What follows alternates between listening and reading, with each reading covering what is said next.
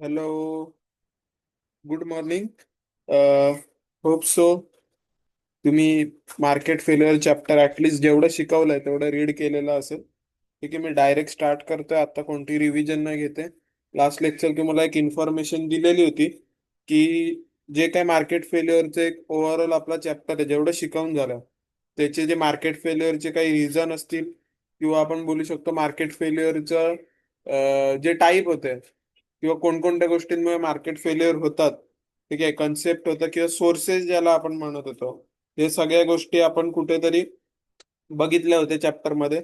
एक मोठं मोठं सांगायचं झालं तर चार गोष्टी त्यामध्ये होत्या. एक तर होतं ते म्हणजे मार्केट, मला वाटतं मार्केट पॉवर होतं किंवा मोनोपॉली पॉवर होतं. त्यानंतर सेकंड वन होतं एक्सटर्नॅलिटी. तिसरं होतं पब्लिक गुड्स. आणि एक लास्ट लेक्चरला आपण बघितलं होतं ते म्हणजे इनकम्प्लीट इन्फॉर्मेशन. ठीक आहे,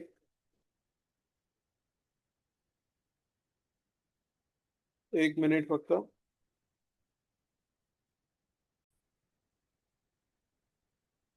जो आपण हे चार टाईप बघितले होते किंवा चार सोर्सेस बघितले होते ज्यामुळे मार्केट फेल्युअर रिअल लाईफ मध्ये आपण बघू शकतो आणि खूप सारे एक्झाम्पल त्याचे डिस्कस केलेले होते.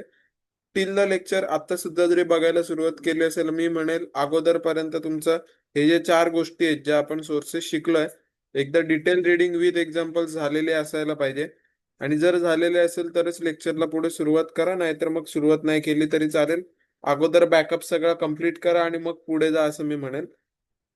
तर आपण आतापर्यंत बघितलं होतं वाय डू मार्केट फेल आणि त्याचे चार रिझन. हे चार रिझन होते market power, externality, public goods and incomplete information. आणि डिटेलमध्ये आपण सगळं डिस्कस केलेलं होतं, त्याचे एक्झाम्पल्स बघितले होते. त्यामध्ये आपण बोलू शकतो की जे जे महत्वाचं होतं त्याला आपण बाजूला काढून ठेवलं होतं, किंवा त्याचं एक मी इथे तुम्हाला पब्लिक गुड्स प्रायव्हेट गुड्सचा एक डिफरन्स बनवायला सांगितलं होतं. आणि इनकम्प्लीट इन्फॉर्मेशन तर मी बोलेल लास्ट लेक्चरला खूप एकदम डिटेलमध्ये आणि चांगल्या एक्झाम्पल्स वरून लक्षात घेतलेलं होतं. आणि एक लेमन प्रॉब्लेम म्हणून होता, कारवाला एक एक्झाम्पल होतं, ते ह्या केसमध्ये इथे पाहिलं होतं. मोरल हजार्ड आपलं बाकी आहे. मोरल हजार्ड मी म्हणेल लगेच घेऊन टाकू आता. सगळ्यात पहिले moral hazard. Moral hazard arises whenever there is an externality, that is wherever an economic agent can shift some of its cost to others. Moral hazard त्या वेळेला येतो. आता मोरल हजार्ड एक पार्ट आहे, आपण बोलू शकतो की इनकम्प्लीट इन्फॉर्मेशनचा. ठीक आहे, एखाद्या माणसाच्या इनकम्प्लीट इन्फॉर्मेशनमुळे ज्या वेळेला एक्सटर्नॅलिटी तयार होते त्याला म्हणतात मोरल हजार्ड, किंवा त्याच वेळेला तयार होतो तो म्हणजे मॉरल हजार्ड. आता मॉरलिटी तुम्हाला माहिती आहे, मॉरल म्हणजे काय असते, नैतिकता असते. एखाद्याच्या नैतिकतेला दुखावणं एखाद्याच्या दुसऱ्या माणसाच्या इन्फॉर्मेशनमुळे, याला म्हणतात मोरल हजार्ड. आता याचं एक एक्झाम्पल द्यायचं झालं तर मी म्हणेल तारक मेहता का उलटा चष्मा मध्ये एक एपिसोड असतो ज्यामध्ये अॅनिव्हर्सरी असते त्या बबिता आणि कृष्णा नय्यरची. ठीक आहे, तर त्या अॅनिव्हर्सरीच्या वेळेला बबिताजीला जो कृष्णा नय्यर असतो तो गिफ्ट देतो एक कार, रेड कलरची स्पोर्ट्स कार. पण जो विकणारा असतो तो सोडी आणि अजून एक तो दुसरा माणूस असतो, त्यांना माहिती नसतं की बाबा नक्की ती कार चोरीची आहे का. सोडीला माहिती नसतं, ते दुसऱ्या माणसाला माहिती असतं पण तो विकणारा सांगत नाही. आणि मग याच्यामुळे कुठेतरी आहे ना नुकसान तर होतं, नो डाऊट, कुठेतरी त्यांना लॉस होतो, कुठेतरी त्रास होतो. पण एक नैतिकता असते ना माणसाची की बाबा मी बर्थडेला गिफ्ट देणार आहे किंवा मी असं असं करणार आहे, समथिंग वॉट, एक प्लॅन एक काहीतरी बनवलेला असतो. त्या प्लॅनचं ज्या वेळेला वाटावं लागतं जसे मोराला जड, किंवा ज्या वेळेला नैतिकता बाजूला राहते आणि नैतिकतेला कुठेतरी प्रॉब्लेम होतो, that is moral hazard. It is about actions made after making a market exchange which may have adverse impact on less inform person. याला आपण बोलू शकतो अशा ऍक्शन ज्या मार्केटच्या एक्सचेंज किंवा कमी इन्फॉर्मेशन असलेल्या पर्सनला, आता एखादं ट्रान्झॅक्शन होत आहे, अय्यर भाईला माहिती नव्हतं की बाबा नक्की प्रॉब्लेम आहे की नाहीये, त्याच्याकडे इन्फॉर्मेशन कमी होती किंवा त्याच्याकडे इन्फॉर्मेशन नव्हती. यामुळे कुठेतरी मार्केट एक्सचेंज झालं आणि त्याचा ऍडव्हर्स इम्पॅक्ट त्याच्यावरती पडला. ठीक आहे, हेच मोरल हजार्ड मध्ये आता सारखं सारखं सांगितलं जाईल. In other words it is about the opportunism characterized by an informed persons taking advantage of less informed person through an unobserved action. In short बोलू शकतो एक अशी अपॉर्च्युनिटी तयार करून घ्यायची की समोरच्या माणसाला ह्या गोष्टीची माहिती नाहीये, त्याचा गैरफायदा घ्यायचा आणि गैरफायदा घेऊन आणि मग त्याच्यामधून अजून जास्त काहीतरी आपण बोलू शकतो ऍडव्हान्टेज काढून घ्यायचा, यालाच मोरल हझार्ड म्हणतात. It arises from lack of information about someone's future behaviour. It occurs when one party turn agreement knows that. बघा इकडे काय होतंय, एक पार्टी आहे, तिला माहिती आहे that he need not bear the consequences of his bad behavior or poor decision making, and that the consequences, if any, would be borne by the other party. In short म्हणण्याचा अर्थ एवढाच आहे यांचा, की जो दोन पार्टीज आहेत agreement मधल्या, ठीक आहे, त्याच्यामधली एक पार्टी आहे की जिला माहितीच नाहीये की नक्की काय प्रॉब्लेम आहे, किंवा इन्फॉर्मेशन त्या पार्टीकडे नाहीये, ठीक आहे. आणि त्या असून पण म्हणजे अशी इन्फॉर्मेशन नाही. सपोज एक साधं साधं एक्झाम्पल घेऊया. हा आपला परत अय्यर भाई आहे, याला माहिती नव्हतं, ठीक आहे. तो जो दुसरा माणूस गाडी विकणारा होता त्याला माहिती होतं, आणि त्याला हेही माहिती होती की समोरच्या पार्टीला इन्फॉर्मेशन नाहीये. मला सांगा, याच्यामध्ये भविष्यामध्ये ज्या वेळेला पोलीस पकडायला येतात, त्या अय्यर भाईला पकडतात की त्या माणसाला पकडतात? तर मी म्हणेल त्या अय्यर भाईला पकडतात आणि त्याला जेलमध्ये टाकतात. ऍक्च्युअल मध्ये चोरी कोणी केली कारची? तर त्या दुसऱ्या माणसाने केलंय. त्याचं नाव नाही मला लक्षात नीट, पण त्या माणसाने केलेली असते, जो सोडीच्या गॅरेजवरती आलेला असतो. आता हा जो माणूस आहे ज्याने चोरी केलेली आहे, त्याला माहिती आहे he need not to bear the consequences of bad behaviour किंवा पुअर डिसिजन मेकिंग. त्याला कोणत्याही प्रकारचं बॅड बिहेवियरचं म्हणजे काही बेअर करावं लागणार नाही असं माहिती आहे, ठीक आहे. हे कोणी बेअर करावं लागणार आहे? अदर पार्टीने. अदर पार्टी म्हणजे अशी पार्टी की ज्या पार्टीकडे इन्फॉर्मेशन नाहीये, ठीक आहे. Therefore, he engages in risky behavior or fails to act in good faith or act in a different way than if he had to bear those consequences by himself. म्हणून मग तो काय करतो माणूस, त्याला माहितीये की समोरच्या माणसाकडे इन्फॉर्मेशन नाहीये, स्टील तो चांगला वागायचा प्रयत्न करतो किंवा चांगलं वागलेलं दाखवतो. कारण त्याला माहिती आहे जरी भविष्यामध्ये काय झालं तरी त्याचे जे काही कन्सिक्वेन्सेस आहेत, त्याचे काही परिणाम दुष्परिणाम असतील, ते सगळे समोरच्या पार्टीला बेअर करायचे. हा जो माणूस आहे ज्याने गैरफायदा घेतलाय त्याला काय त्याच्याशी देणं घेणं नाहीये, ठीक आहे. इथे एक्झाम्पल साठी मी लिहेल, चांगला तो अख्खा एक एपिसोड बघून घ्या तारक मेहताचा. एकदम परफेक्टली मॉरल हझार्ड त्याच्यामधून लक्षात येईल. कारण अय्यर भाईला इन्फॉर्मेशन नसते, तर समोरच्या पार्टीला माहित असतं की अय्यर भाईकडे इन्फॉर्मेशन नाहीये, आणि याचाच गैरफायदा घेऊन तो ती गाडी विकतो. आणि गाडी विकल्यानंतर ज्या वेळेला चोरीचा काहीतरी एक केस येत पडते, त्यावेळेला चोरीच्या केसमध्ये त्या समोरच्या पार्टीला नाही, त्या अय्यर भाईला पकडून देतात, ठीक आहे. साधं सुद्धा हे मोरल हझार्डचं एक्झाम्पल आहे. तुम्हाला डिटेल मध्ये पाहिजे असेल ते एपिसोड वगैरे टाइमपासच्या वेळेस बघून ठेवा, ठीक आहे. एक एक्झाम्पल क्लिअर होईल. In the insurance market, moral hazard referred to a situation that increases the probability of occurrence of loss or larger than normal loss because of a change in insurance policy holders behavior after buying the policy. एखादा माणूस अगोदर म्हणतोय की मी दारू पित नाही आणि मी cigarette पित नाही, या केसेसमध्ये त्या माणसाचं आयुष्य जास्त असतं किंवा त्याची पॉलिसी वेगळ्या प्रकारे कुठेतरी ड्राफ्ट केलेली जाते, कारण त्याला हेल्थ हझार्ड कमी असतात. पण एकदा पॉलिसी काढली आणि पॉलिसी काढल्यानंतर 6 महिन्यानंतर तो माणूस जर दारू प्यायला लागला, ठीक आहे, किंवा सिगारेट ओढायला लागला, याचा अर्थ इथे परत मॉरल हझार्डचं होतं की याला माहिती आहे की मी भविष्यामध्ये दारू पिऊ शकतो. आणि एखादा माणूस हे खोटं पण बोलू शकतो की बाबा मी दारू पित नाही किंवा मी सिगारेट पितच नाही, ठीक आहे. तर मग अशा वेगवेगळ्या गोष्टी होऊ शकतात. हे एक्झाम्पल आहेत, याच्यामध्ये डिटेलमध्ये त्यांनी एक एक्झाम्पल पुढे दिलंय. A driver who has a comprehensive insurance tends to be less careful while driving and may increase the probability of insurance claim. जर एखाद्याला माहिती आहे की माझ्या गाडीचा इन्शुरन्स आहे, कशी पण चालवेल, वाकडी तिकडी चालवेल, ठोकली तर ठोकली, माहिती आहे इन्शुरन्स कंपनी पूर्णपणे आपल्याला रिकव्हर करून देईलच, ठीक आहे. When someone is protected from paying the full cost of their harmful actions, they tend to act irresponsibly, making the harmful consequences more likely. ज्या वेळेला समवन प्रोटेक्ट, कोणतरी कोणाला तरी प्रोटेक्ट केलेलं असतं, म्हणजे इन्शुरन्स कंपनी त्या माणसाला प्रोटेक्ट करते की जर काय हार्मफुल ऍक्शन झाली तर पूर्ण कॉस्ट तुम्ही बेअर करायची नाही. तर मग त्यावेळेला जो गाडी चालवणार आहे तो रिस्पॉन्सिबल राहत नाही किंवा तो इरिस्पॉन्सिबली गाडी चालवतो, असे मनापासून चालवत नाही, ठीक आहे. याचं एक एक्झाम्पल सांगायचं झालं तर एक युट्यूबर आहे श्रीमान लेजंड म्हणून. त्याला माहिती आहे की बाबा आपल्या गाडीचा इन्शुरन्स, आड झोड कशी पण गाडी चालवत असतो, पाडत असतो, पडत असतो.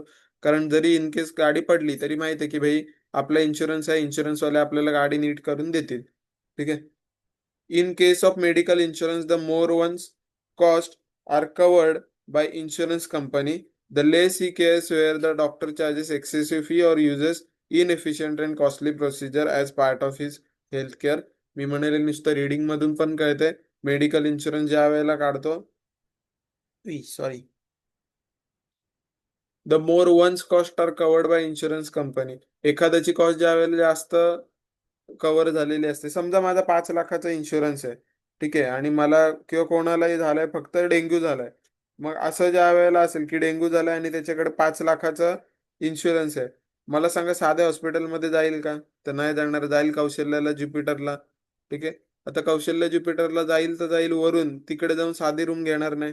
तिकडे जाऊन परत आम्हाला स्पेशल रूम पाहिजे किंवा तिकडे जाऊन आम्हाला काहीतरी स्पेशल ट्रीटमेंट पाहिजे. ठीक आहे. हे जे सगळं आहे ना, तर हेच याचे एक्झाम्पल आहेत मोरल हजार्डचे. This cause insurance premium to rise for everyone, driving many potential customer out of the market. आणि याच्यामुळे कुठेतरी खर्च बेअर करायला लागतो ते इन्शुरन्स कंपनीला, आणि इनडायरेक्टली आपण बोलू शकतो की त्याच्यामुळे प्राइजेस वाढत जातात. ठीक आहे. If the company could costlessly monitor behavior of the insured, it can charge higher fees for those who make more claim. जर कंपनीला म्हणजे मॉनिटर करता येत असेल की बाबा कोण जास्त खर्च करतंय, मग त्यासाठी जास्त प्रीमियम. ऍक्च्युअल मध्ये हे होत नाही. सगळ्यांसाठी प्रीमियम वाढला तर सगळ्या पूर्ण पॉलिसीसाठी वाढतो, नाहीतर मग कोणासाठीच नाही वाढत. ठीक आहे. The problem lies in the fact that insurance company cannot observe people's action post sale and therefore cannot judge without costly monitoring whether occurrence of an accident is genuine or outcome of lack of action on part of the insured. साधा म्हणण्याची गोष्ट एवढी की problem याच्यामुळे येतो कारण insurance company एकदा, मला सांगा, एकदा इन्शुरन्स विकला त्याच्यानंतर सारखं सारखं कोण बघायला येत नाही. ठीक आहे. ही साधी सुधी गोष्ट आहे. Therefore, expected outflow in terms of insurance claim is higher, and the insurance company may be forced to increase premium for everyone, or may, at the extreme, even refuse to sell insurance at all, in which case it is case of missing market. हे काल पण आपण वाचलंय ती story की बाबा price वाढली, price वाढल्यामुळे मग ते म्हणजे त्यांना क्लेम जास्त द्यावे लागतात, क्लेम जास्त द्यावे लागतात, त्याच्यामुळे आपण बोलू शकतो की प्राइजेस वाढवतात, म्हणजे इन्शुरन्सचे जे पॉलिसीचे प्रीमियम आहेत ते वाढवले जातात, आणि प्रीमियम वाढवल्यानंतर मग शेवटला कुठेतरी जाऊन अशी वेळ पण येऊ शकते की ज्याच्यामुळे जो इन्शुरन्स कंपनी आहे ती इन्शुरन्स विकायचंच बंद करेल. ठीक आहे. स्टोरी येऊन शेवटी तिकडेच थांबते. Having discuss market failure in detail, we shall no now look in to the intervention mechanism which government adopt for combating market failure so as to ensure greater welfare to society. आता इथून पुढे वेगळा part सुरू होत आहे. ठीक आहे. Government काय करणार आहे ते पण आपल्याला बघायला पाहिजे. आपण 4 कारणं शोधली, पण फक्त कारणं शोधून चालणार नाही की नक्की काय आहे. ठीक आहे. आपल्याला कुठे हा पण विचार करावा लागेल की नक्की बाबा हा, ठीक आहे, प्रॉब्लेम आहे, पण तो प्रॉब्लेम सॉल्व्ह पण करता आला पाहिजे. मग हा प्रॉब्लेम कसा सॉल्व्ह करायचा किंवा कसा सॉल्व्ह करायला पाहिजे, गव्हर्नमेंट त्याच्यासाठी काय काय इंटरव्हेन्शन घेते कॉम्बॅट करण्यासाठी. कॉम्बॅट करण्यासाठी म्हणजे लढाई करण्यासाठी. ठीक आहे. तर हे पुढे आपल्याला दिलेलं असेल. The existence of free market does not altogether eliminate the need for government intervention for efficient functioning of market. Free मार्केटचं जे एक्झिस्टन्स असतं याच्यामुळे कुठेतरी गव्हर्नमेंटला काही डायरेक्टली फायदा होत नाही, किंवा गव्हर्नमेंट पूर्णपणे गेला पाहिजे फ्री मार्केटमधून असं काही त्याचा अर्थ होत नाही. विदाऊट गव्हर्नमेंट पण तसं कठीण आहे की आपलं जे काय मार्केटिंग आहे ते चालेल. Government can ensure economic efficiency by providing the necessary legal and regulatory system that facilitates efficiency, or it can intervene to correct specific market failure. आवाज नसेल आला तर सॉरी, मी परत एकदा रीड करतोय. Government can ensure economic efficiency by providing the necessary legal and regulatory system that facilitate efficiency. It can intervene to correct specific market failure. जर market failure गव्हर्नमेंटला सापडलंय की बाबा कशामुळे झालंय, ठीक आहे, तर मग गव्हर्नमेंट काय करेल माहितीये का? गव्हर्नमेंट एक साधी सुधी गोष्ट करते, ती म्हणजे आपलं काहीतरी एखादी लीगल किंवा रेग्युलेटरी सिस्टीम काढायची, बरोबर, आणि ती फॉलो करायला लावायची. आता लीगल आणि रेग्युलेटरी सिस्टीम जर फॉलो करायला लावली तर ऑटोमॅटिकली एफिशियन्सी येते आणि मार्केटमध्ये जे फेल्युअर आहेत ते करेक्ट होऊन जातात. ठीक आहे. Government plays a vital role in ensuring a well functioning market. एक minute.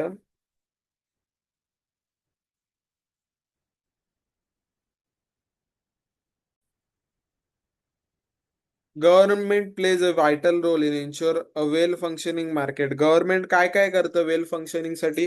Creating necessary physical infrastructure such as road, bridges, airport, waterways. हे माहिती आहे आणि आपण लास्ट चॅप्टर मध्ये पण मला वाटतं या गोष्टी डिस्कस केल्यात. ठीक आहे.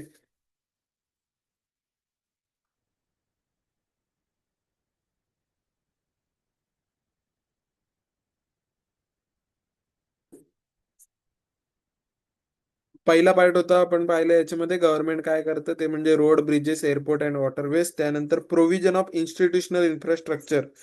प्रोव्हिजन करते कसली तर इन्स्टिट्यूशनल इन्फ्रास्ट्रक्चर. यामध्ये काय काय legal regulatory framework, establishment of rule of law, protection of property right. तुम्हाला माहिती असेल काही काही कायदे असतात इंटेलेक्च्युअल प्रॉपर्टी राईट वगैरे, ज्याच्यामध्ये ट्रेडमार्क वगैरे, त्याच्यानंतर बरेचसे काय काय काय काय ते पेटंट वगैरे असतील, ह्या सगळ्या प्रॉपर्टीज आहेत माणसाच्या. आणि याचे जे राईट्स आहेत, ठीक आहे, या सगळ्या गोष्टींचं तिकडे आपण बोलू शकतो की गव्हर्नमेंटने प्रोव्हिजन केलंय. आणि काहीतरी एक इन्फ्रास्ट्रक्चर बनवून ठेवलंय जे फिजिकल नसलं तरी व्हर्च्युअल का नाही पण असतं. आणि ज्याच्यामुळे आपली एक ओव्हरऑल मार्केट जे असतो तो वेल फंक्शन करत असतो. Ensuring an appropriately frame competition and consumer law framework that regulate the activities of firm and individuals in their market exchanges. Same टाइमला वेगवेगळे कॉम्पिटिशन कमिशन ऑफ इंडिया म्हणून एक काय काय आहे. त्यानंतर बाकीचे कंझ्युमर प्रोटेक्शन ऍक्ट आहे. हे सगळे ऍक्ट, वेगवेगळे लॉ, वेगवेगळ्या काय काय रेग्युलेटरी ऍक्टिव्हिटीज गव्हर्नमेंट करते. आणि त्याच्यामुळे फर्म्स आणि इंडिव्हिज्युअल मध्ये किंवा ओव्हरऑल एक मार्केटमध्ये वेल फंक्शनिंग व्हायला बरं पडतं. ठीक आहे. तर हे एक ओव्हरऑल फक्त रिव्ह्यू होतं की नक्की गव्हर्नमेंट काय काय करत असेल. ठीक आहे. आता इन जनरल आपल्याला माहिती असतं की बाबा हे झालं किंवा हा प्रॉब्लेम झाला. आपल्याकडे चार प्रॉब्लेम आहेत: market power, externality, public goods आणि चौथं आहे ते म्हणजे इनकम्प्लीट इन्फॉर्मेशन. मग या चार केसमध्ये गव्हर्नमेंटने काय करायला पाहिजे किंवा कसं गव्हर्नमेंट चालेल, या गोष्टी आपल्याला बघायच्या असतील.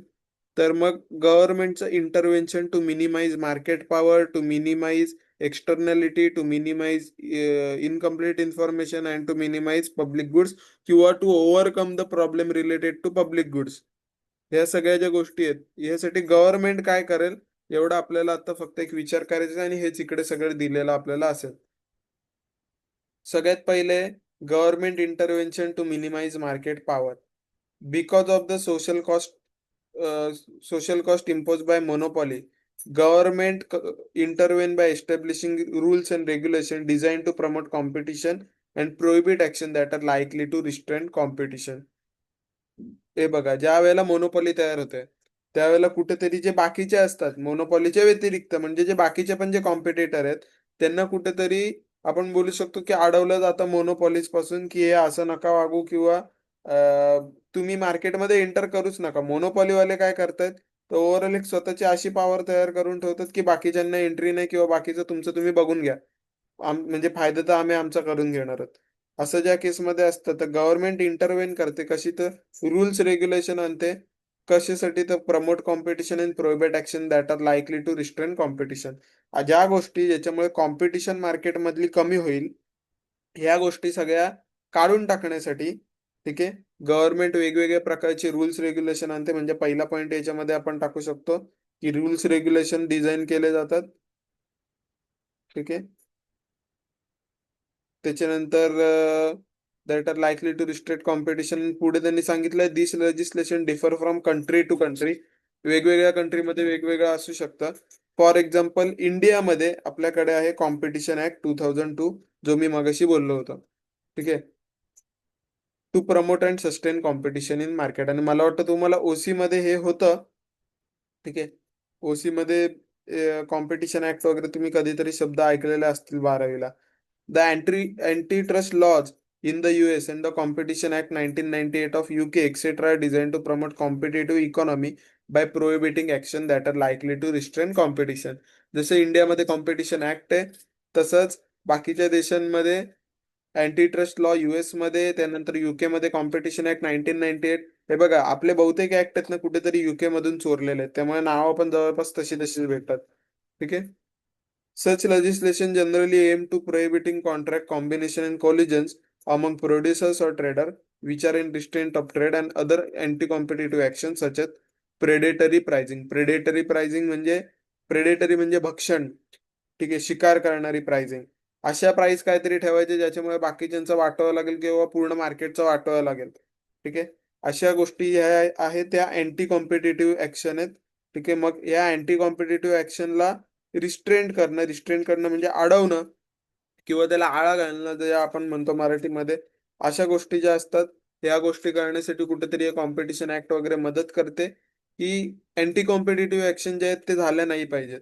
ठीक आहे. सेम टाइमला प्रोबेट काय करायचे, कॉन्ट्रॅक्ट किंवा कॉम्बिनेशन किंवा कॉलिजन असतील ज्या दोन प्रोड्युसर मधले किंवा ट्रेडर मधले. समजा कोणतरी असे महान एकत्र आले आणि दोन प्रोड्युसर एकत्र येऊन पूर्ण मार्केटवरती कब्जा केला. ठीक आहे. समजा जर उद्या भविष्यामध्ये एअरटेल आणि जिओ दोघं एकत्र आले. ठीक आहे. जर दोघं एकत्र आले तर मी म्हणेल की पूर्णच्या पूर्ण भारत किंवा पूर्णच्या पूर्ण जे काही नेटवर्कवाला सेक्टर आहे याला हे करून टाकेल, म्हणजे कव्हर अप करून टाकेल, बाकी कोणाला एंट्रीज भेटणार नाही. आणि जर असं झालं तर प्राइजेस पण ते दोघं जण मिळून स्वतःच्या मनाला वाटेल ती लावेल. बरोबर. मग हे नको व्हायला म्हणून कॉम्पिटिशन ऍक्ट मध्ये काही काही क्लॉजेस आहेत ज्याच्यामुळे हे असे वेगळ्या प्रकारचे कॉम्बिनेशन कॉलिजन किंवा कॉन्ट्रॅक्ट एकत्र होऊ शकत नाहीत. ठीक आहे. पुढे other measures include market liberalisation by introducing competition. Liberalisation शब्द तुम्ही ऐकला असेल. लिबरलाइज करायचा म्हणजे आपण बोलतो की हे द्यायची, सुविधा द्यायची, किंवा अजून एक त्याला आपण म्हणू शकतो की हा ठीक आहे करा, मोकळीक देतो ना, that is liberalisation. By introducing competition in previously monopolistic sectors such as energy, telecommunication, etc. Energy आणि टेलिकम्युनिकेशन सेक्टरमध्ये कोणालाही येण्याची आता एंट्री आहे. ठीक आहे. बाकी पूर्वी काही गोष्टींमध्ये फक्त ते एमटीएनएल बीएसएनएल जसं होतं तसं आता नाही, आता सगळे येऊ शकतात. ठीक आहे.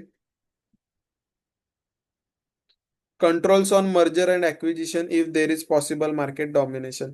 मर्जर आणि ऍक्विजिशन वरती कंट्रोल ठेवायचं ज्या वेळेला म्हणजे हेच मी मागाशी म्हणालो ना की जिओ आणि एअरटेल जर एकत्र आले, यांचं मर्जर किंवा ऍक्विजिशन झालं, एक दुसरी कंपनी एकत्र आलं म्हणजे मर्जर होतं, तर त्यावरती कंट्रोल ठेवायचं जर मार्केट डॉमिनेशन वरती जर ती गोष्ट जाऊ शकत असेल तर. इन शॉर्ट, दोन कोणत्या तरी कंपन्या आहेत, दोन कंपन्या एकत्र आल्यामुळे जर मार्केटमध्ये प्युअर डॉमिनेशन तयार होत असेल किंवा मी बोलेल की मार्केटमध्ये पूर्णच्या पूर्ण त्यांचं वर्चस्व येत असेल. ठीक आहे. तर मग त्या केसमध्ये कुठेतरी थोडाफार आपण बोलू शकतो की कंट्रोल ठेवावा लागतो आणि हा कंट्रोल गव्हर्नमेंट ठेवतो. नंतर price capping and price regulation. काही गोष्टींचे प्राइस कॅप करणं म्हणजे लिमिटेड ठेवणं, ते न वाढवून देणं. ठीक आहे. हे सगळं गव्हर्नमेंट करतं. त्यानंतर प्रॉफिट और रेट ऑफ रिटर्न रेग्युलेशन, किती टक्के मॅक्सिमम किंवा किती टक्केपर्यंत प्रॉफिट घेतला पाहिजे. त्यानंतर पॅट्रोनेज टू कन्झ्युमर असोसिएशन. कन्झ्युमरचे जे असोसिएशन असतात त्यांना पॅट्रनेज करायचं. पॅट्रनेज म्हणजे एक शब्दशः अर्थ घेऊ आपण. पॅट्रनेज, संरक्षण किंवा पुरस्कार हा शब्द घ्या. पॅट्रोनेज म्हणजे पुरस्कार किंवा त्याला आपण बोलतो ना की अ, पुढाकार पुढाकार शब्द इथे लिहू शकता. कन्झ्युमर असोसिएशन जे आहेत, असे असोसिएशन ज्या कन्झ्युमरसाठी काम करतात त्यांना कुठेतरी पुढाकार द्यायचा. ही कामं पण केली जातात. Though investigations tough investigations into cartelization and unfair practices such as collusion and predatory pricing. जिथे जिथे प्रेडिटरी प्राइसिंग होते तिकडे टफ इन्व्हेस्टिगेशन लावा. कार्टलायझेशन, कार्टल म्हणजे तुम्ही शिकला असाल, मला वाटतं ते मोनोपॉलिस्टिक कॉम्पिटिशन वगैरे जो मार्केटचा चॅप्टर होता त्यामध्ये तुम्ही कार्टल शब्द ऐकला असेल. कितीतरी बिझनेस एकत्र येतात. ठीक आहे. त्याच्यानंतर प्रेडेटरी प्राइजिंग वगैरे असते. हे एकत्र येऊन कुठेतरी जास्त प्राइजेस आपण बोलू शकतो की डिसाईड करतात. मग यावरती टफ इन्व्हेस्टिगेशन लावायचे. Restriction on monopsony powers of firms. फर्म्सची जी मोनोप्सोनी किंवा मोनोपॉली पॉवर जी आहे, इथे मोनोपॉली शब्द वापरलाच चालेल. मोनोपॉली पॉवर जी आहे त्यावरती रिस्ट्रिक्शन घालायचे and reduction in import control and nationalisation. ठीक आहे. इम्पोर्ट कंट्रोलवरती रिडक्शन करायचं. आता इम्पोर्ट कंट्रोलवरती रिडक्शन म्हणजेच काय, इम्पोर्ट कोणत्याही गोष्टी करायला लागतात. बरोबर. भारतामध्ये आपण बोलू शकतो की एक्सपोर्ट पेक्षा जास्त इम्पोर्ट आहे. मग हा इम्पोर्ट वरती कुठेतरी कंट्रोल करायला पाहिजे, नाही तर खूप इम्पोर्ट झालं तर फॉरेन एक्सचेंजचा जो आपण बोलतो की तो साठा आहे त्याला कुठेतरी अफेक्ट करतो. मग हे नको व्हायला त्यासाठी आपण बोलू शकतो की इम्पोर्ट कंट्रोल वरती रिडक्शन करणं आणि शेवटला नॅशनलायझेशन करणं. ठीक आहे. नॅशनलायझेशन करायचंय म्हणजेच आपण बोलू शकतो की भारतामधल्या ज्या गोष्टी आहेत, ठीक आहे, त्याला जास्त बढोतरी द्यायची रादर दॅन इम्पोर्ट केलेल्या गोष्टींपासून. However, sometimes we find that government protect monopoly position of firms that have developed unique innovation. काही गोष्टींमध्ये मात्र गव्हर्नमेंट स्वतः आपण बोलू शकतो की मोनोपॉली पोझिशन जी आहे फर्मची त्याला सांभाळून स्वतः ठेवते की नाही बाबा हे फक्त तुम्हीच करा, बाकी कोणाला देऊ नका. ठीक आहे. फॉर एक्झाम्पल आपण बोलायचं गेलो तर ते कोरोना व्हॅक्सिनची ज्या हे होत्या लस होत्या ती कोविशिल्ड फक्त ते सिरम इन्स्टिट्यूट ऑफ इंडियाकडे होती. ठीक आहे. बाकी कोणाकडे नव्हती. आता ती त्यांच्याकडे मोनोपॉली असून पण फक्त त्यांच्याकडेच ठेवली, बाकीच्यांच्याकडे का नाही दिली? कारण गव्हर्नमेंटला असं वाटत होतं की जर बाकी कोणाकडे दिली समजा, ठीक आहे, तर मग हे बाकी कोणाकडे देऊन त्यांनी जर चुकीचा काहीतरी त्याचा उपयोग केला तर मग प्रॉब्लेम होऊ शकतो, म्हणून दुसरा कोणाला दिला नाही. For example, patent copyright law grant exclusive right of product or processes to provide incentive for invention and innovation. ठीक आहे. काही पेटंट असतात किंवा कॉपीराइट लॉ म्हणजे कॉपीराइट असतात, हे एक्सक्लुझिव्ह राईट फक्त काही जणांनाच देऊन ठेवतात, सगळ्यांना देत नाही. जसे सिरम इन्स्टिट्यूट ऑफ इंडिया मी बोललो, बाकी कोणाला देत नाही, जेणेकरून भारतामध्ये किंवा ओव्हरऑल कुठेच आपण बोलू शकतो की प्रॉब्लेम व्हायला नको. Another example is that of permitted natural monopoly. काही ठिकाणी परमिटेड मोनोपॉली असते. Natural monopolies can produce the entire output of market at cost that is lower than it would be if there were several firms. आता ही natural monopoly म्हणजे अशी monopoly ज्याच्यामध्ये आपण बोलू शकतो की मार्केट कॉस्ट आहे ना ही लोअर आहे. ठीक आहे. साधं एक्झाम्पल नॅचरल मोनोपॉलीचं द्यायचं झालं तर ती म्हणजे आपली इंडियन रेल्वेज मोनोपॉली आहे. पण जर जास्त जरी कोण असते ना फर्म्स की जे सर्व्हिस देत आहेत ट्रेनची, ठीक आहे, किंवा ट्रान्सपोर्टेशनची, ही जी सर्व्हिस आहे ही त्यांनी इतक्या स्वस्तात दिली नसती जितकी स्वस्तामध्ये आपली इंडियन रेल्वेज देते. ठीक आहे. म्हणून या मोनोपॉलीला परमिट केलं जातं. नाहीतर तुम्ही म्हणाल दादा मोनोपॉलीला तर ऍक्च्युअल मध्ये परमिट करत नाही, मग इकडे कसं काय? तर ही नॅचरल मोनोपॉली आणि ही नॅचरल मोनोपॉली अशी आहे की एंटर आउटपुट जे काही प्रोड्यूस होत आहे हे लोअर कॉस्टला होत आहे रादर दॅन जर ते जास्त असतील तरी पण. म्हणजे जर जास्त फर्म्स जरी प्रोव्हाइड करणाऱ्या असतात इंडियन रेल्वेज बरोबर बाकीच्या काहीतरी रेल्वेज वाले असते, रिलायन्स रेल्वे, अदानी रेल्वे, ठीक आहे, त्यांनी ते जर असते तर त्यांनी जास्त प्राइस ठेवल्या असत्या आणि स्टील त्या केसमध्ये पण इंडियन रेल्वेजनी कमीच प्राइस ठेवली असती. यालाच म्हणतात natural monopoly. Example of such natural monopoly or electricity. इलेक्ट्रिसिटीमध्ये जर आपण पाहिलं तर महावितरण म्हणा, ठीक आहे, त्याच्यानंतर गॅस, त्याच्यामध्ये सेम मला वाटतं काय महानगर गॅस आहे, वॉटर सप्लायज आहेत. In order to control the market power of such natural monopolies government usually regulate the price of goods and service provided by them. ठीक आहे. हे मार्केट पॉवर कंट्रोल करण्यासाठी गव्हर्नमेंट काय करते तर प्राइस रेग्युलेट करते. बघा रेल्वेची प्राइस मोस्टली गव्हर्नमेंटच ठरवते. ठीक आहे. तर मग हे जे सगळं असतं असं आपण बोलू शकतो की एक ओव्हरऑल कंट्रोल केला जातो मोनोपॉली पॉवरवरती. हा जो शेवटचा पॅरेग्राफ आहे, ठीक आहे, शेवटच्या पॅरेग्राफला मी म्हणेल की शेवटचा पॅरेग्राफ फक्त आणि फक्त एक नॅचरल मोनोपॉलीचा वेगळा पॅरेग्राफ आहे. आणि बाकीचं जे वरती दिलंय इथपर्यंत, ठीक आहे, या पॅरेग्राफच्या वरपर्यंत हे सगळं दिलंय की गव्हर्नमेंट काय काय करू शकते किंवा गव्हर्नमेंटचं इंटरव्हेन्शन काय. ठीक आहे. अदर मेजर्स पासून जे सुरू होतील हे सगळे मेजर्स आहेत ते गव्हर्नमेंट घेते. पूर्वीच्या काळामध्ये इंटरला ज्या वेळेला रायटिंग मध्ये पेपर असायचा म्हणजे थेरटिकल पेपर असायचा, ठीक आहे, त्यावेळेला हे सगळे पॉइंट लिहायला लागायचे. मी म्हणेल तुम्ही 2-4 वेळा चांगली रीडिंग ठेवा याची, ऍटलीस्ट कन्सेप्ट क्लिअर ठेवा, म्हणजे एमसीक्यू जो काही येईल त्याने काही प्रॉब्लेम येणार नाही. ठीक आहे. आता याच्यानंतर मी पुढे डायरेक्ट जातोय गव्हर्नमेंट इंटरव्हेन्शन टू करेक्ट एक्सटर्नॅलिटी ऐवजी एक्सटर्नॅलिटी मध्ये खूप काय काय काय काय येईल. ठीक आहे. मेरिट डिमेरिट गुड्स पण जाऊ दे. इन्फॉर्मेशन फेल्युअरला जातो आणि इक्विटेबल डिस्ट्रीब्युशनला जातो. ठीक आहे. मी एक एक टॉपिक कव्हर कव्हर करत जातो. ठीक आहे. तुम्ही हवं तर एक काम करा, एक 5 मिनिटं लेक्चर स्टॉप करा. लेक्चर स्टॉप केल्यानंतर एकदा परत रीड करा जे शिकवलंय ते. ठीक आहे. काय डाऊट असेल तर हवं तर परत बघा आणि स्टील डाऊट असेल तर मला नंतर विचारालच. ठीक आहे. एकदा मार्केट मार्केट पॉवरचा जो पॉइंट आहे, government intervention for market power, हा एकदा कम्प्लीट झाला की मग आपण पुढे सुरू करतोय तुम्ही government intervention for correcting information failure. ठीक आहे, एकदा रीड करून घ्या फक्त.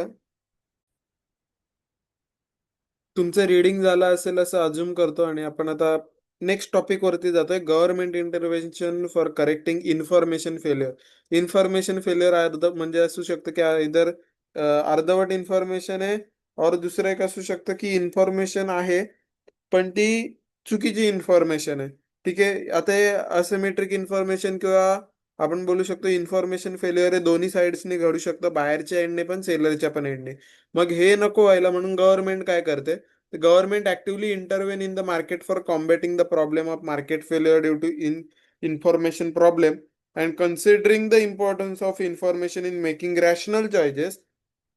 फ्यू एक्झाम्पल्स आर, खाली दिलेले एक्झाम्पल आहे, या गोष्टी करते. साधी गोष्ट सांगायची तर जी लेबलिंग होते हे एक मोठं एक्झाम्पल आहे, government intervention for correcting information failure. कोणताही प्रोडक्ट ज्या वेळेला आपण विकत घ्यायला जातो, ठीक आहे, त्या वेळेला त्या प्रोडक्ट वरती एक लेबल टाकलेला असतो किंवा त्यावरती सगळे इन्ग्रेडियंट्स वगैरे इन्क्लुडिंग काय काय काय काय इन्फॉर्मेशन, जेवढी इन्फॉर्मेशन आहे, कुठे बनलंय, कुठे पॅक झालंय, सगळ्या गोष्टी त्यावरती मेन्शन केलेल्या असतात. हे एक गव्हर्नमेंटने सांगितलेला रूल आहे आणि गव्हर्नमेंटचं इंटरव्हेन्शन आहे. Government makes it mandatory to have accurate labeling and content disclosure by producers. इकडे मी म्हणेल इम्पॉर्टंट आहे ॲक्युरेट लेबलिंग. मला सांगा, मॅगी होती, मॅगीमध्ये ते लीड वगैरे काय सापडलं होतं. ठीक आहे, ते लेबलिंग मध्ये नव्हतं म्हणून त्यावरती केस वगैरे झाली होती. त्यानंतर मग त्यांनी सगळं लीडचं वगैरे प्रमाण कमी केलं किंवा लीड काढून टाकलं आणि मग पुढे काय काय काय काय चेंजेस केले. सिगारेटचा पॅक पण ज्या वेळेला आपण बघतो, लेबलिंग ऑन सिगारेट पॅक, सिगारेटच्या पॅक वरती पण तुम्ही जर नीट बघितलं ना, तर त्यावरती लिहिलेलं असतं killing sorry smoking is injurious to health. ठीक आहे, आणि ते कॅन्सर बिन्सरचे चित्र दाखवलेले असतात. म्हणजेच ती लेबलिंग केलेली असते की लोकांना अर्धवट इन्फॉर्मेशन नको पोचायला, किंवा मग नंतर लोक उठून बोलायला नको, आम्हाला तर सांगितलं नव्हतं, आम्ही सिगारेट पेल्याने मरू. ठीक आहे, display of nutritional information on food packages, हे तर माहिती असेल, कोणताही फूड पॅकेज घ्या त्यामध्ये इन्क्लुझिव्ह काय काय असतं ना, हे सगळ्या गोष्टी इन्क्लुजन्सचं वगैरे इन्ग्रेडियंट्सचं वगैरे मेन्शन केलेलं असतं. Mandatory disclosure of information, for example, SEBI require that accurate information be provided to prospective buyer of new stock. ज्या वेळेला नवीन स्टॉक मार्केटमध्ये येतो, सगळी इन्फॉर्मेशन रेड हायरिंग प्रोस्पेक्टस नावाच्या एका डॉक्युमेंट थ्रू देणं कंपल्सरी असतं आणि ती इन्फॉर्मेशन प्रोव्हाइड करावीच लागते, असा सेबीचा रूल आहे. आणि प्रत्येक स्टॉक किंवा प्रत्येक मार्केटमधली प्रत्येक कंपनीला हे करावंच लागतं. Public dissemination of information to improve knowledge, म्हणजे पब्लिकमध्ये इन्फॉर्मेशन प्रोव्हाइड करायचं काम काही काही वेळेस गव्हर्नमेंट करते. Regulation of advertising and setting of advertising standard to make advertising more responsible, informative and less persuasive. ठीक आहे, ॲडव्हर्टायझिंग वरती पण बऱ्याचशा आपण बोलू शकतो की रेग्युलेशन आणतात किंवा ॲडव्हर्टायझिंगचे एक स्टँडर्ड सेट करतात की ॲडव्हर्टायझिंग मध्ये ह्या गोष्टी हव्यात, ह्या गोष्टी नको. ठीक आहे, नाही तर मग काही गोष्टीची ऍड जर बघायला गेलो किंवा काही गोष्टींचं, आता दारूची ऍड आहे ही कधी केली जात नाही कारण माहिती आहे दारू वाईट असते. मग ते काय करतात, इम्पेरियल ब्ल्यू म्युझिक सीडीज. ठीक आहे, म्युझिक सीडीज ऍक्च्युअल मध्ये ते विकतात की नाही आपल्याला माहिती नाही, ते दारू विकतात. पण ते अशी ऍडव्हर्टायझिंग नाही करू शकत की आम्ही दारू विकतोय म्हणून. ठीक आहे, पुढे बस एवढंच होतं इन्फॉर्मेशन फेल्युअर मध्ये, बाकीचं काही नव्हतं. इक्विटेबल डिस्ट्रीब्युशन म्हणजे काय, सगळ्यांना इक्वल डिस्ट्रीब्यूट झालेलं पाहिजे. ठीक आहे, यासाठी गव्हर्नमेंट काय करते, एक रीडिंग वाला पार्ट आहे. One of the most important activity of government is to redistribute income so that there is equity and fairness in society. तुम्ही बोलाल दादा हे वाक्य तर आम्ही मागच्या वेळेला ऐकलेलं आहे. ठीक आहे, मागचा जो युनिट होता त्याच्यामध्ये आपल्याकडे रिडिस्ट्रीब्युशन वाला जो पॉइंट होता त्याच्यामध्ये आपण हे सगळं रीड केलंय. Some common policy intervention include काय काय येतं, progressive income tax, targeted budgetary allocation, unemployment compensation, transfer payment. आता हे सगळं आहे ना, अख्खा पॅरेग्राफच्या पॅरेग्राफ ते रिडिस्ट्रीब्युशन फंक्शन मधून पण उचललेलं आहे. त्यामुळे फक्त रीड करा, तिकडे ऑलरेडी आपण शिकलेलो आहेत, परत परत त्यामध्ये वेळ घालवायची काही गरज नाही. Government also intervene to combat black economy and market distortion. Associated with a parallel black economy. हा, हे मात्र नवीन आहे की जे ब्लॅक इकॉनॉमी असते, ब्लॅक इकॉनॉमी म्हणजेच आपण बोलू शकतो की जो काळा पैसा असतो, ब्लॅक इन्कम असतं, याची खूप मोठी इकॉनॉमी आहे जी ऍक्च्युअल मध्ये कोणाला माहिती नसते. पण हे थांबवण्यासाठी किंवा हे कमी करण्यासाठी गव्हर्नमेंट काही ना काही करतच असतं. ठीक आहे, किंवा काही ना काही आपण बोलू शकतो की वेगवेगळे वेगवेगळे उपाय काढत असतं. जसं करून आता पॅन आणि आधारची लिंकिंग झाले, किंवा तुमच्या पॅन वरती किंवा तुमचं आधार कार्ड देऊन, इन शॉर्ट तुमचं पॅन किंवा आधार कार्ड दोघांपैकी काही दिलं कोणतंही ट्रान्झॅक्शन होताना, तर मग त्यावेळेला तुमचं पूर्णच्या पूर्ण ट्रान्झॅक्शन तुमच्या इन्कम टॅक्स मध्ये आपण बोलू शकतो की हे होतं, रेकॉर्ड होतो. ठीक आहे, म्हणजे तुम्ही पॅन जरी दिलात, तुम्ही आपला आधार कार्ड जरी दिलात, काहीही दिलात, बँकेमध्ये साधं एखादं ट्रान्झॅक्शन केलं, तरी पण ते दिसतं. तुमच्या अकाउंटला किती व्याज जमा होतंय, तुमच्या अकाउंटला किती डिव्हिडंड जमा होतंय, तुम्ही वर्षभरामध्ये किती शेअर विकलेत, किती शेअर विकत घेतलेत, म्युच्युअल फंडचे ट्रान्झॅक्शन काय, काही प्रॉपर्टी विकले का, विकत घेतले का, ही सगळी इन्फॉर्मेशन रेडी राहते आजच्या घडीला गव्हर्नमेंट पोर्टलवरती, किंवा आपण बोलू शकतो इन्कम टॅक्स पोर्टलवरती. ठीक आहे, आणि हा एक प्रकारचा आपण बोलू शकतो की कॉम्बॅट आहे, किंवा एक आपण बोलू शकतो की इंटरव्हेन्शन आहे गव्हर्नमेंटचं, ज्याच्यामुळे ब्लॅक इकॉनॉमी अवॉइड होते. Government intervention in a market that reduces efficiency while increasing equity is often justified because equity is greatly appreciated by society. कधी कधी काय होतं, गव्हर्नमेंट इंटरव्हेन्शनमुळे इक्विटी म्हणजे इक्वल डिस्ट्रीब्युशन होतं, पण सेम टाइमला एफिशियन्सी अफेक्ट होते. मग त्या केसमध्ये आहे ना, एफिशियन्सी अफेक्ट झाली तरी चालेल. ठीक आहे, पण इक्विटी अफेक्ट नाही झाली पाहिजे असं सोसायटीचं म्हणणं असतं. The discussion above is far from being comprehensive, yet it points toward the numerous ways in which government intervene in the market. However, we cannot be sure whether the government intervention would be effective or whether it would make the functioning of the economy less efficient. ठीक आहे, जरी जरी आपण असं म्हणत असू की government intervention होतं किंवा गव्हर्नमेंट इंटरव्हेन्शन करतं ह्या या कारणांसाठी, किंवा या गोष्टी अवॉइड करण्यासाठी, मार्केट फेल्युअर अवॉइड करण्यासाठी, तरी पण आपण शुअरली नाही म्हणू शकत की गव्हर्नमेंट इंटरव्हेन्शन इफेक्टिव्ह राहील आणि फंक्शनिंग त्याच्यामुळे कमी इफिशियंट होईल किंवा कसं चालेल. ठीक आहे, म्हणजे गव्हर्नमेंट इंटरव्हेन्शन करतं, पण तो नक्की भारी चालेल की नाही, किंवा खरंच त्याच्यामुळे फरक पडेल की नाही, हे आपण गॅरंटीड सांगू नाही शकत. Government failure where government intervention in the economy to correct a market failure creates inefficiency and lead to misallocation of scarce resources occur very often. ठीक आहे, सांगायचं त्यांचं म्हणणं एवढंच आहे, कधी कधी गव्हर्नमेंट पण फेल करतं जिकडे गव्हर्नमेंटचं इंटरव्हेन्शन आहे. ठीक आहे, याच्यामुळे ऍक्च्युअल मध्ये झालं काय पाहिजे, मार्केट फेल्युअर निघून गेलं पाहिजे किंवा मार्केट फेल्युअर करेक्ट झालं पाहिजे. आणि रिअल लाईफ मध्ये काय होतं, मार्केट फेल्युअर करेक्ट होण्याऐवजी कुठेतरी मिसअलोकेशन ऑफ रिसोर्सेस होतं आणि उलट अजून प्रॉब्लेम वाढून पडतो. अशा गोष्टी पण रिअल लाईफ मध्ये होऊ शकतात किंवा ओव्हरऑल इकॉनॉमी मध्ये होऊ शकतात. आणि आपण होताना पाहिलंय, गव्हर्नमेंट काहीतरी करायला जातं, चांगली गोष्ट मार्केट फेल्युअर अवॉइड करण्यासाठी, पण ऍक्च्युअल मध्ये काहीतरी भलतंच होतं आणि रिसोर्सचं मिसअलोकेशन होतं. ठीक आहे,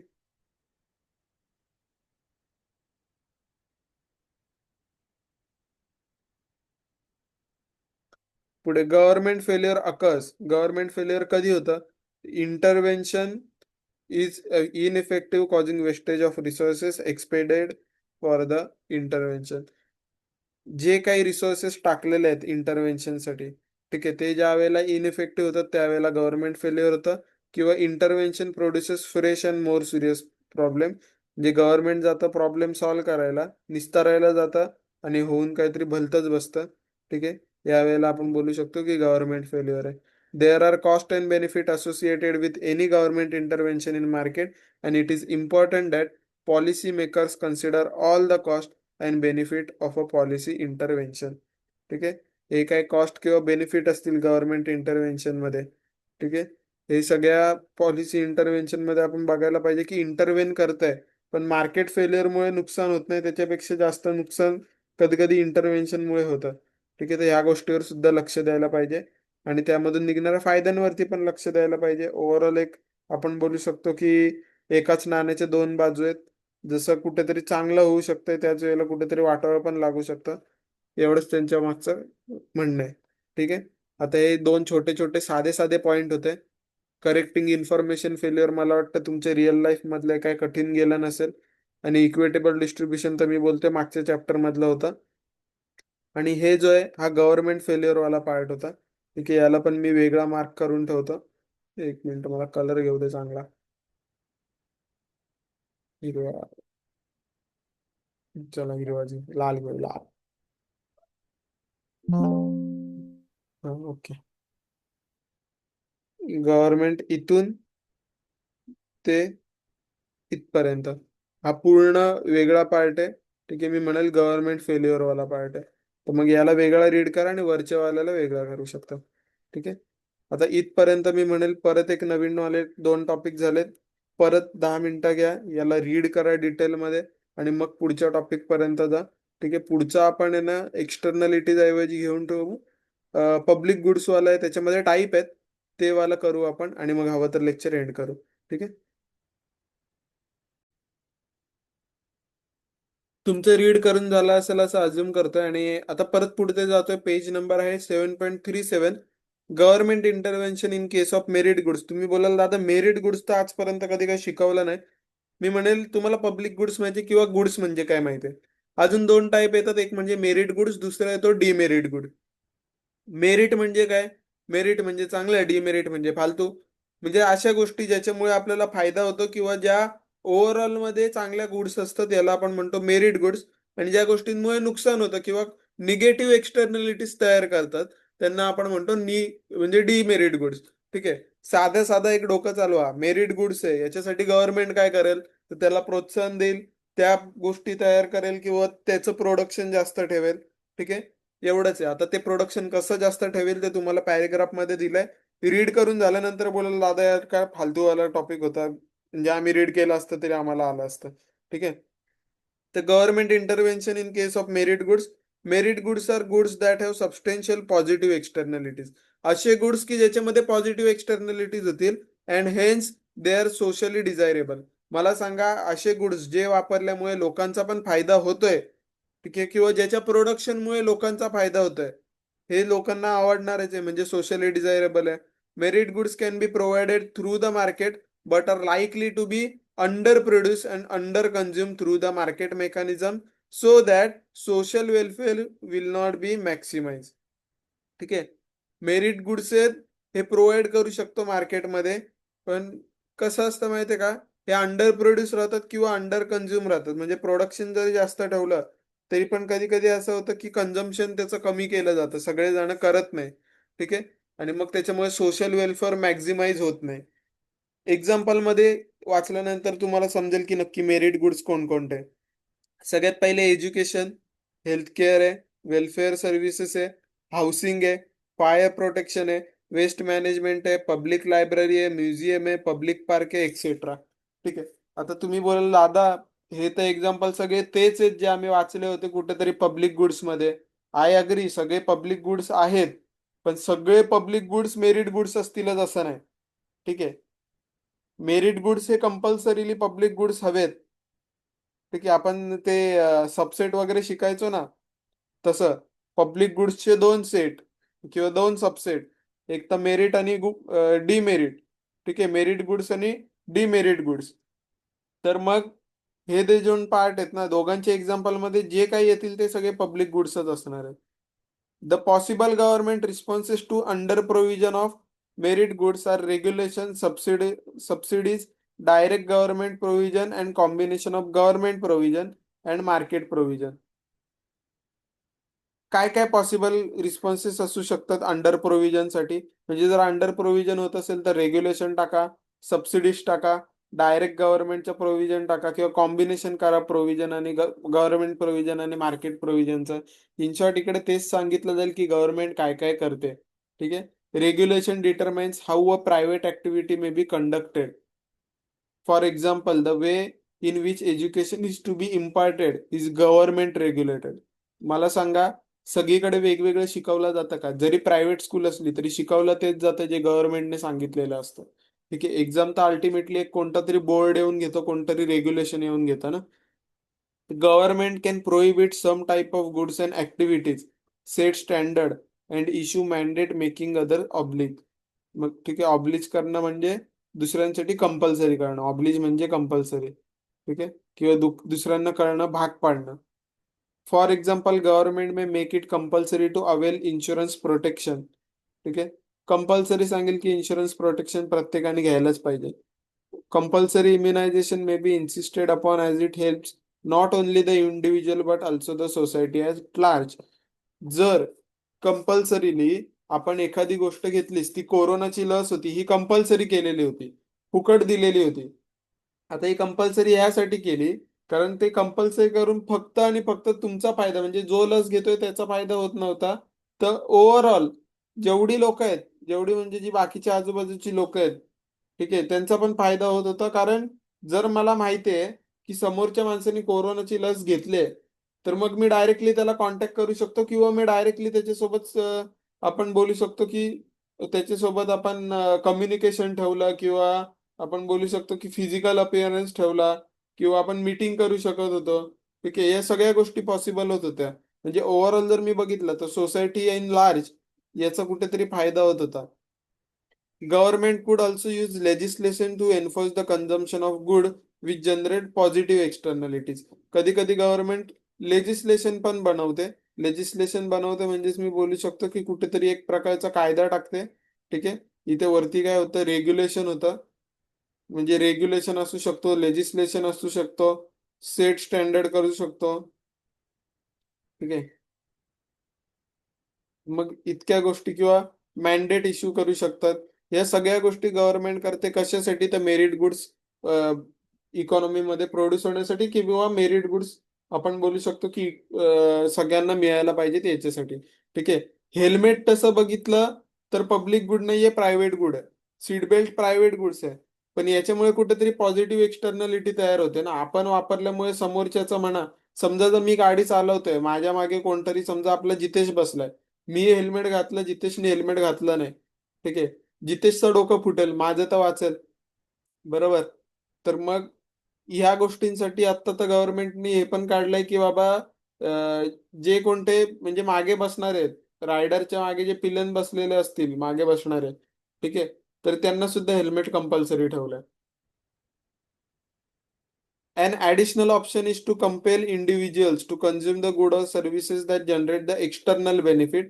The right of children to free and compulsory education. RTE Act आपण म्हणतो, राईट टू एज्युकेशन ऍक्ट.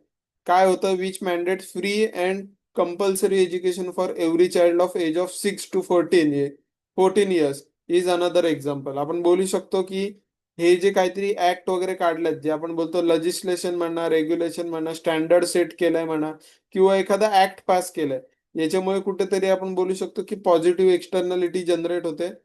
ठीक आहे, आणि पॉझिटिव्ह एक्सटर्नॅलिटी जनरेट होते म्हणजेच आपण बोलू शकतो की मेरिट गुड्स तयार होतात. If suspected of having a contagious disease such as COVID, and individual may be force to get medical treatment. ठीक आहे, ज्या वेळेला असं वाटतंय की कोविडच्या काळात बघा, ज्या वेळेला असं वाटत होतं की बाबा याला सर्दी झाली, खोकला झालं, लगेच त्याला आपण बोलतो ना की म्हणजे काय करायचे, बाजूला काढून ठेवायचे, किंवा त्यांच्या घरांना लॉक लावून ठेवायचे, म्हणजे बाहेरून बंद करायचे की या घरामध्ये कोणी जाऊ नका, या घरासोबत जास्त संबंध ठेवू नका, किंवा जास्त कोणी बोलू नका. ठीक आहे, हे जे काही होतं ना, हे ओव्हरऑल एक पार्ट होता मेरिट गुड्सचा. The ultimate encouragement to consume is to make the good completely free at the point of consumption. म्हणजे ज्या वेळेला आपण कन्झम्पन करतो, ठीक आहे, राईट टू एज्युकेशन असू दे, किंवा ओव्हरऑल तो आपण हे बोलू दे, काय म्हणतात त्याला, कोविड वॅक्सिन जी होती, कोविशिल्ड वगैरे, ती असू दे. दोन्ही केसेसमध्ये ज्या वेळेला कन्झम्पशन होत होतं त्यावेळेला फ्री होतं. For example freely available hospital treatment for various diseases. हेच आपण कोरोना वॅक्सिनचं पाहिलं. ठीक आहे, when merit goods are directly provided free of cost by government, there will be substantial demand for the same.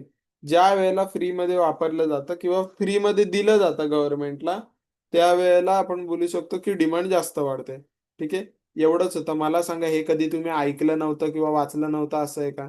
हे सगळं आपण इनडायरेक्टली डिस्कस पण केलेलं होतं, पण तो पार्ट मेरिट गुड्समध्ये होता, असं कधी डिस्कस नव्हतं केलं. ठीक आहे. जर मेरिट गुड्स साठी गव्हर्नमेंट हे करते, तर मेरिट साठी काय करेल? तर मेरिट साठी पण जवळपास सेमच करेल. कायदे बनवेल, असं वागा तसं वागा, किंवा या गोष्टी वापरू नका, किंवा ज्या गोष्टी डिमेरिट आहेत म्हणजे लोकांना आवडत नाही, सोशली डिझायरेबल नाहीयेत, अनडिझायरेबल आहेत, त्या गुड्ससाठी मी म्हणू शकतो की कुठेतरी गव्हर्नमेंट म्हणेल की गव्हर्नमेंट तरी या गोष्टी प्रोड्यूस करणार नाही, किंवा जे कोण प्रोड्यूस करतात त्यांना काहीतरी रूल्स रेग्युलेशन किंवा काहीतरी डिस्करेज करेल की बाबा जास्त टॅक्स लावणं, जास्त काहीतरी त्यावरती ड्युटीज वगैरे इम्प्लाय करणं, या सगळ्या गोष्टी गव्हर्नमेंट करू शकते. ठीक आहे. जर रीड केलं ना तर सगळं तेच येईल बघा. Demerit goods are goods which are believe to be socially undesirable. ठीक आहे. सोशली अनडिझायरेबल आहेत, लोकांना आवडत नाही. समोरचा माणूस सिगरेट पितोय हे मला तरी आवडत नाही, कारण मला माहिती त्याचा त्रास मला पण होतो. ठीक आहे. आता एखादा माणूसच सिगरेट पिणार आहे तर मग त्याला काय त्याचं वाटणार नाही. पण माझ्यासारखा माणूस आहे किंवा तुमच्यासारखा आहे, आता समजा कृपा आहे, पोरगी आहे, ठीक आहे, बिचारी साधी भोळी असेल, ठीक आहे, त्या पोरीला सिगारेट पिणारा जर माणूस बाजूने गेला तर कदाचित त्रास होऊ शकतो. आता दारोडा माणूस जर बाजूने म्हणजे बेवडा माणूस जर बाजूने गेला तर तुम्हाला किती त्रास होतो माहित नाही. मला कधी कधी त्रास होतो, कधी कधी नाही होत. ठीक आहे. ड्रग्ज घेतलेला माणूस असा बघितल्या बघितल्या डोक्यात जातो. ठीक आहे. तर हे सगळे एक्झाम्पल आहेत डिमेरिट गुड्सचे. एक्झाम्पल ऑफ डिमेरिट गुड्स आहे cigarette, alcohol, intoxicating drugs etcetera. ठीक आहे. The consumption of demerit goods imposes significant negative externalities on society as a whole. ठीक आहे. दारू एक माणूस पितो पण त्याचा परिणाम तर अख्ख्या पूर्णच्या पूर्ण आपण बोलू शकतो सोसायटीवर होतो ना. कारण दारू पिऊन हा येतो, लोकांच्या लग्नात नाचायला जातो आणि भांडणं करून येतो तिसऱ्याच्या लग्नात, याला आमंत्रण पण नसतंय, काय नसतंय. ठीक आहे. म्हणजे कन्झम्पशन यांनी करावं डिमेरिट गुड्सचं, आणि एक्सटर्नॅलिटीज दुसऱ्याला भोगाव्या लागायच्या. ठीक आहे. यालाच आपण म्हणतो डिमेरिट गुड्स, आणि हे त्याची एक्सटर्नॅलिटी तयार होते. However it should be kept in mind that all goods with negative externalities are not essentially demerit goods. पण एक लक्षात ठेवायला पाहिजे, प्रत्येक गोष्ट ज्याच्यामुळे निगेटिव्ह एक्सटर्नॅलिटी येते हे प्रत्येक वेळेला डिमेरिट असेलच असं नाही. ठीक आहे. जसं काही एक्झाम्पल मध्ये त्यांनी दिलंय, production of steel causes pollution. Steel बनवताना पोल्युशन होणार, पण स्टील अनडिझायरेबल गुड नाहीये, लोकांना स्टील हवाय. ठीक आहे. टायर आहे, टायर गाडीचा टायर ज्या वेळेला बनवला जातो त्यावेळेला पण खूप पोल्युशन वगैरे होतं असं म्हणतात, खूप काय काय गॅसेस वगैरे बाहेर पडतात. पण असं थोडी आहे म्हणून लोकांना टायर नकोच आहेत. टायर वापरले जातात, परत त्या टायरचा नंतर एक काहीतरी यूज केला जातो, ती गोष्ट वेगळी. ठीक आहे. तर मग प्रत्येक गोष्ट जिची निगेटिव्ह एक्सटर्नॅलिटी आहे ती डिमेरिट गुड्स असेल असं नाही. ठीक आहे. काही काही गोष्टी असू शकतात, जसं इथे स्टीलचं एक्झाम्पल आहे, त्यानंतर मी टायरचं एक्झाम्पल दिलंय. या गोष्टी असू शकतात की ज्याच्यामुळे प्रोडक्शन होत आहे, एक्सटर्नॅलिटी निगेटिव्ह येते, पण गुड्स अनडिझायरेबल नाहीये, डिझायरेबल आहे. ठीक आहे. The production and consumption of demerit goods are likely to be more than optimal under free market. हे तर आपल्याला माहिती आहे की ऍक्च्युअल पेक्षा म्हणजे जितकं गरजेचं आहे त्याच्यापेक्षा 10 पट जास्त किंवा खूपच जास्त कुठेतरी डिमेरिट गुड्सचं प्रोडक्शन कन्झम्पशन होतं. The government should therefore intervene in market place to discourage their production and consumption. म्हणून गव्हर्नमेंट येतं आणि डिस्करेज करतं की प्रोडक्शन कन्झम्पशन करू नका. How do government correct market failure resulting from demerit goods? मग हे डिमेरिट गुड्स पासून जे काही प्रॉब्लेम तयार होत आहेत किंवा जे काही डिमेरिट गुड्स ओव्हरऑल तयार होत आहेत त्याचं फेल्युअर ला बदलण्यासाठी किंवा ते करेक्ट करण्यासाठी गव्हर्नमेंट काय काय करतात? सगळ्यात पहिले, at the extreme the government may enforce complete ban on demerit goods. काही स्टेट असे आहेत की जिकडे ड्रग्स, ड्रग्स तर सगळीकडेच बॅन आहे बघा. पजेशन, ट्रेडिंग और consumption of intoxicating drugs. Intoxicating म्हणजे जे चरस, गांजा, अफीम, कोकेन वगैरे जे आपण म्हणतो ना, हे सगळे ड्रग्स हे फक्त सोबत ठेवणं पण इल्लीगल केलंय. ट्रेडिंग आणि कन्झम्पशन तर आपल्याला माहिती इल्लीगल आहे. विकणं म्हणा, विकत घेणं म्हणा, किंवा ते कन्झ्युम करणं म्हणा, जे एखाद्याच्या घरात सापडलं जरी तरी पण ते इल्लीगल आहे, कारण त्यावरती कम्प्लीट बॅन गव्हर्नमेंटने टाकलेला आहे. Through persuasion, which is mainly intended to achieve by negative advertising campaign, which emphasize the dangers associated with consumption of demerit good. Persuasion which is mainly intended to achieve by negative. बघा आता काय असतं ते सांगतो. काही असे advertisement करतात, for example ज्या वेळेला आपण मूवी बघायला जातो ना, मूवी बघायला गेल्यानंतर तिकडे सुरुवातीलाच ते एकदम घाण विचित्र किळसवानं दिसणारे ऍड लागते, ज्यामध्ये त्या बाईला किंवा त्या माणसाला कॅन्सर झालेला असतो, मग सांगतात ते तंबाखू खातात. ऍक्च्युअल मध्ये निगेटिव्ह ऍडव्हर्टिजमेंट आहे, म्हणजे तुम्हाला असं नाही सांगत आहे की तुम्ही घेऊ नका, किंवा तुम्हाला डायरेक्ट अशी ऍडव्हर्टाइजमेंट नाही येणार की तंबाखू वापरू नका. ते तुम्हाला सांगतील तंबाखू वापरल्यामुळे हे होतं. ठीक आहे, ही निगेटिव्ह ऍडव्हर्टिजमेंट आहे, पण कुठेतरी एम्पसाइज करते काय काय काय डेंजर्स असू शकतात, काय काय प्रॉब्लेम असू शकतात की जर आपण डिमेरिट गुड कन्झ्युम केले तर. ठीक आहे, यालाच ऍडव्हर्टायझिंगला म्हणतात निगेटिव्ह ऍडव्हर्टायझिंग. पण ज्याच्यामुळे डेंजर समोरच्या माणसाला दिसून येतो. ठीक आहे, आणि समोरच्या माणसाला डेंजर दिसून आलं की मग तो आपोआप वापरायचा बंद करू शकतो. असं त्यामागचा त्यांचा उद्देश आहे. Through legislation that prohibit the advertising or promotion of demerit goods in whatsoever manner. काही लेजिस्लेशन आणतात, म्हणजे कायदे वगैरे आणतात, ज्याच्यामुळे ठीक आहे डिमेरिट गुड्सचं ऍडव्हर्टायझिंग आणि प्रमोशन बंद केलं जातं. तुम्ही असं ओपनली बोलत नाही फिरू शकत, हे दारू दारू दारू असं ओपनली विकत नाही जाऊ शकत, किंवा ओपनली बोलू नाही शकत आमच्या कंपनीची दारू प्या. ठीक आहे, कधी तुम्ही ऍडव्हर्टाईज पण ऐकली नसेल की हे म्हणजे बॅकपायपर सोडा ऐकला असेल, किंगफिशर सोडा ऐकला असेल. सोडा नावाने विकताना बघितलं असेल, बियर नावाने किंवा अल्कोहोल नावाने कधी विकताना दिसणार नाही, कारण हे रूल्स आहेत, लेजिस्लेशन आहेत की जे प्रोहिबिट करतात ऍडव्हर्टाइजमेंट पासून किंवा प्रमोशन पासून. Strict regulation of market for good may be put in place so as to limit access to the good, especially by vulnerable groups such as children and adolescent. याच्या आले काय शब्द आहे, बघू आपण चेक करू. Let me check.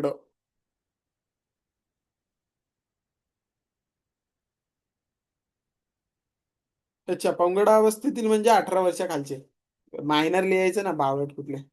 इमॅच्युअर ज्याला आपण म्हणतो ना, ते. या गोष्टींपर्यंत जर समजा तुम्ही, आता तुम्ही मला वाटतं 18+ असाल किंवा नसाल जरी, तुम्ही जाऊन जर टपरीवरती जाऊन जर विमल मागितली ना तर तुम्हाला देणार नाही. तेच जर तुमच्या पप्पांनी मागितले तर त्यांना देतील. ठीक आहे, कारण असं रूल आहे की लहान मुलांना द्यायचं नाही. ठीक आहे, मला अजूनही आठवतं माझ्या वर्गातली काही मुलं होती. ठीक आहे, ती विमल वगैरे खायची. ठीक आहे, किंवा मित्र वगैरे काही होते ते असे विमल तंबाखू न चूरण डब्बा काय खायचे. ते स्वतः घ्यायला कधी न जायचे, कारण त्यांना कोणी द्यायचं नाही. ते काय करायचे, बाजूला उभ्या असलेल्या माणसाला बोलायचे माझ्यासाठी हे घेऊन दे, इतके इतके पैसे घे. ठीक आहे, कारण स्ट्रिक्ट रेग्युलेशन आहे मार्केटमध्ये की लिमिटेड ऍक्सेस दिला जातो, किंवा ऍक्सेसच नाही दिला जात, लिमिट केला जातो ऍक्सेसला काही लोकांसाठी. ठीक आहे, पुढे regulatory control in form of spatial restriction. काय काय तर smoking in public places regulation आहे. Sale of tobacco to be away from school. शाळेच्या आजूबाजूला तंबाखू विकायची दुकानं नसायला पाहिजेत, असतात. And time restriction under which sale at particular time during the day is ban. काही वेळांमध्ये दारू वगैरे विकणं वगैरे. तुम्हाला बार वगैरे जर माहिती असतील ना, शाळेच्या वेळेमध्ये कधी चालू नाही राहत, किंवा शाळेच्या आसपास नसतात. स्टील काही शाळेत, महाराष्ट्र विद्यालय वगैरे आजूबाजूला टपऱ्या वगैरे असायच्या. ऍक्च्युअल मध्ये नसायला पाहिजे, हा कडक नियम आहे, पण तो कोणी पाळत नाही. हप्त्यांवरती ही दुकानं चालू असतात. ठीक आहे, माऊली मंडळ शाळेच्या इकडे पण मला वाटतं एक आजूबाजूला एक छोटीशी टपरी होती. गणेश टॉकीजच्या इथे मला वाटतं 1-2 टपऱ्या होत्या. ठीक आहे, तिथे तंबाखू वगैरे विकले जायचं. परत BSMS शाळेची इकडे तर आहेच, आणि बाकीच्या बेडेकर शाळांची इकडे वगैरे मला नाही आठवत की कोणती टपरी वगैरे किंवा बार वगैरे. ती जरा चांगला एरिया मला वाटतंय. पण जितकं मला लक्षात आहे, माऊली मंडळ शाळेची इकडे तरी टपरी होती. ठीक आहे, जिकडे तंबाखू वगैरे विकली जाते. ओपनली नाही विकली जात, पण स्टील विकली जाते, आणि मुलांना लोकांना माहिती असतं. ठीक आहे, आणि smoking in public area ban आहे, तरी पण आपल्याला माहिती आहे मूर्ख लोक फुकतातच. Imposing usually high taxes on producing or purchasing the good, making them very costly and unaffordable to many, is perhaps the most commonly used method for reducing the consumption of demerit good. GST rate in India for demerit good, तुम्हाला समजेल की GST rate जे आहेत ते demerit goods वरती जास्त आहेत, किंवा जे डिमेरिट गुड्स आहेत त्याच्यावरती जास्त टॅक्स लावला जातो, जेणेकरून ते महाग व्हावे आणि लोकांनी घेऊ नये. पण ज्याला तलप असते तो भाई किती महाग असलं तरी घेतोच.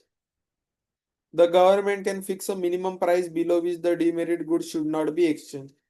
अशी एक काहीतरी प्राइस फिक्स करायची की ज्याच्यापेक्षा स्वस्त विकला नाही गेला पाहिजे, म्हणजे महाग समजून तरी लोक घेणार नाही.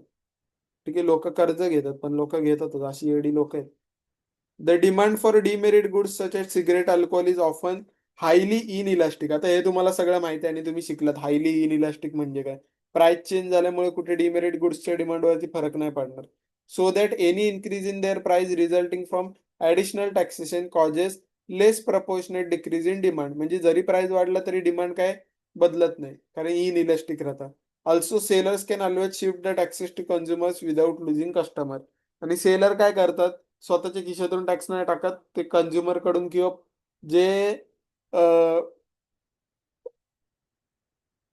बायर आहेत त्या बायर कडून तो टॅक्स घेतला जातो, कन्झ्युमर कडून टॅक्स घेतला जातो आणि गव्हर्नमेंटला दिला जातो. ठीक आहे.